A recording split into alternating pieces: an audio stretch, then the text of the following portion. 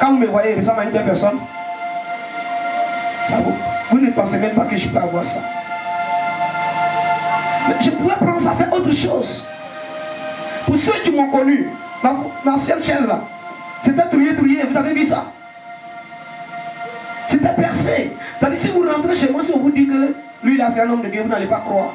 Mais je laissais ça et je mettais l'argent dans l'évangélisation. J'ai commencé à faire ça. Quand j'ai commencé à faire ça, Dieu a permis quelqu'un à venir me bénir. C'est là que j'ai vu des fauteuils. Je pouvais avoir des millions sur le compte de l'église, mais moi-même je n'avais pas de chaise. Aucun responsable n'a dit, ah, notre père là n'a pas de chaise. On a qu'à essayer de l'aider à se payer une chaise. Moi je ne regarde pas ça. Hein. Je pouvais dire, ah, l'église n'a qu'à m'aider à faire ça. Je prends mon offrande, je fais. Je continue de faire l'évangélisation. Tandis que mon père même n'a pas maison au village. Je pouvais faire ça. Mais il y a un niveau spirituel qu'il faut atteindre pour comprendre ce que je vous enseigne ce matin. Amen. Et je prie que vous l'ayez ce matin. Amen. Aujourd'hui, je suis riche en Jésus. Amen. Parce que j'ai compris qu'en faisant ça, j'aurai une grande place au ciel. Amen. Sinon, je pouvais avoir une maison quelque part. Alors, aujourd'hui, je vais à l'étape de quoi? De la télévision. Sans demander l'aide de qui que ce soit. Vous pensez que si je ne vois pas que Dieu me bénit, je vais continuer de le faire? Non seulement j'ai le résultat terrestre, mais le grand résultat qu'il me faut m'attend au ciel. Amen. Et je veux que tu l'aies sur cette terre et que tu l'aies aussi au ciel. Amen. Si tu es content, dis Amen et acclame le Seigneur. Je crois que vous m'avez vu. De l'étape du parapluie, quand on est couché, on voit dehors. C'est le secret. Il n'y a pas autre secret que le donner. Chaque année, il y a une offrande que le Seigneur me pose à lui faire. Mais ce n'est pas forcé. Il me parle. C'est à moi de lutter. L'année dernière, ça a eu lieu. Il me dit, va, attends, 300 000, je m'en vais, je dépose. Cependant, moi-même, il n'y avait rien. C'est-à-dire, ce qui est le problème, quand il me dit, je n'ai pas ça, c'est maintenant que je vais commencer à chercher. Cette année, ce qu'il m'a donné là, si je te dis là, tu vas dire, Alléluia. Tu vas dire, il y a un petit là, il a jeton. Mais moi, je lance des défi. Quand il me dit, donne-moi, tu vas voir. Et puis Dieu ne va pas venir te donner un coup comme ça, tu penses. Quand il te donne, tu es pas. Tu es pas. Tu es pas. Et quand ça arrive, tu t'en vas donner. J'ai compris, chaque année, j'ai mon enveloppe de Dieu. Ma femme le sait. Vos actions qu'on pose ici, là, quand je dis, venez poser une action, je m'arrête ici, venez poser, vous posez, je suis arrêté. Vous pensez que c'est pour moi? C'est pour votre bénédiction. Quand je pose, arriver là-bas, s'il y a eu quelque chose, peut-être c'est 5 000. Je dépose pour Dieu. Pour que quand ça va monter, vous là, vous soyez venus. Donc les actions que je pose, ce sont des offrandes que vous apportez. Mais pour que la bénédiction arrive à votre niveau. Les cas de folie qui ont été guéris ici, je n'ai pas eu 5 francs dedans. Quand je prends, je rentre à la maison, Seigneur, je fais quoi avec l'argent? Il dit, tu me donnes, je mets ça à sa place. Vous pensez qu'opérer un miracle, ça tombe comme ça, et puis c'est fait. Si je vous explique tout, je souffre. Mais ce qui est bon pour Dieu, il peut vous former comme ça pendant des temps, pendant des mois, mais quand ça prend, les gens vont commencer à dire que toi... Mais ils n'ont pas vu toi dans ton temps de souffrance. Quand moi je vais passer une nuit, je vais venir prier pour un cas de folie, il va cracher sur toi. Et puis toi-même tu sais que tu n'as pas 5 francs. Tu donnes tout à Dieu. C'est pas toi qui guéris. C'est le Saint-Esprit qui le fait. Peuple de Dieu, votre richesse est ici, dans votre main. Si vous avez compris le donner, qu'il faut la porter à l'Éternel, pas à un homme, le Seigneur va vous bénir. Et puis j'ai compris. Quand j'ai commencé à faire ça, Dieu a commencé à me conduire à un niveau que vous-même vous voyez. Mais ça, ce n'est que pas.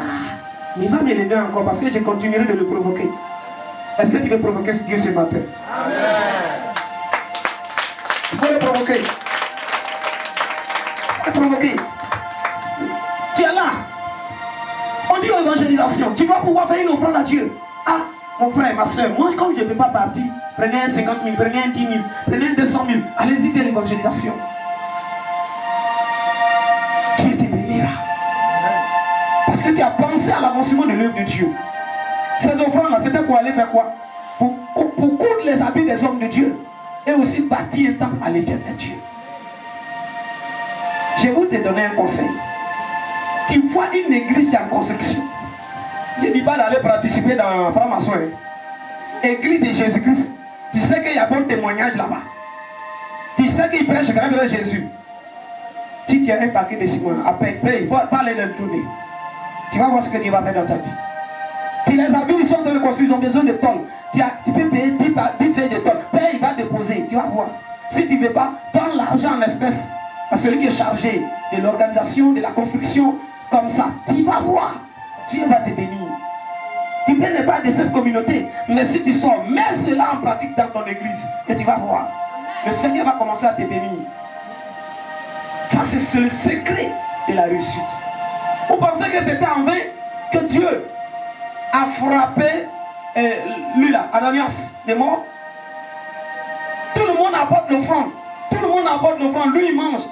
Maintenant, lui, il allait vendre son champ. Au lieu d'envoyer l'argent, lui et sa chérie, ils ont divisé l'argent, ils ont mis aussi à la maison. Et puis il vient. Beaucoup sont comme ça ici aujourd'hui, ce matin-là. Ils ont l'argent, ils sont venus, ils ont mis ils vont venir déposer un truc qui n'a rien à voir avec ce que Dieu leur a dit de donner ce matin. Et puis Pierre lui a dit, Ananias, est-ce que tu penses que quand vous avez vendu Charles, c'est tout l'argent là qui est là? Il dit oui. Ah, apôtre, c'est ça même. Il dit, tu penses que c'est à moi tu mens? Tu as menti au Saint-Esprit. Boum, il est mort. Il est tombé, il est mort.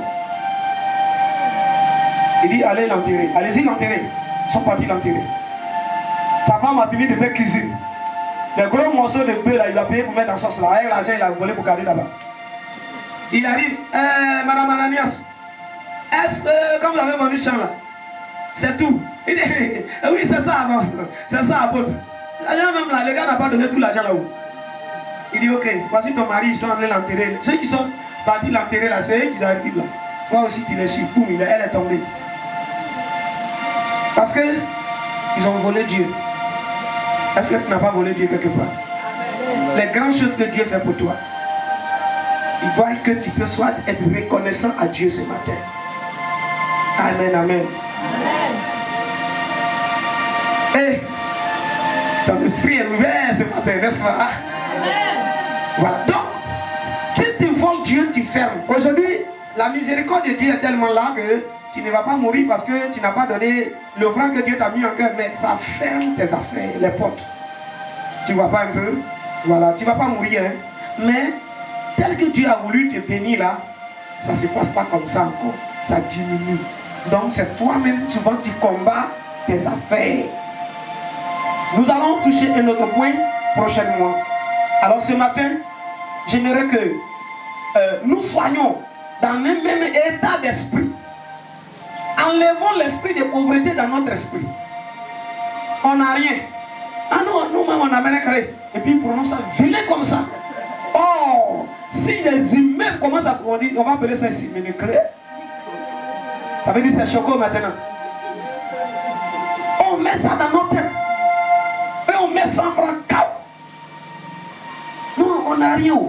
Le fait de dire on n'a rien là, ça arrête la chose. Arrêtons la pauvreté. Moi toujours je vous dis que je ne vais pas mourir pauvre. Vous pensez qu'il y a eu un bon compte là? C'est pourquoi je dis ça. C'est parce que je crois en Jésus. Et tous ceux qui l'ont servi dans la sincérité et la fidélité là, ont eu un bon résultat avant de mourir. C'est sur ça que je m'appuie pour déclarer mes paroles. Mais toi tu confesses que tu es pauvre. Tu confesses que tu es pauvre. Tu confesses que toujours c'est la pauvreté. Toi tu confesses. Satan m'a insulté à cause d'une offrande de 500 francs. Mais j'ai eu ce que Dieu, Jésus-Christ l'a montré. Comment ce ministère, je vais une offrande de 500. Ce jour-là, je rentre à la maison, je n'aurai rien à manger. Et puis, je sors de la salle. Est-ce que ce jour-là même, mon culte a été une réussite? Ça n'a pas réussi, hein? Je suis là, la voix me dit, c'est un dimanche. Toi, tu as donné tout ton argent aujourd'hui, c'est que tu vas manger, tu vas voir. Tu comptes sur les gens. J'étais là. Il dit, c'est vrai, dans mon esprit. Et puis je suis là, il dit, bon, toi-même, moi-même, je suis habitué dans le gêne.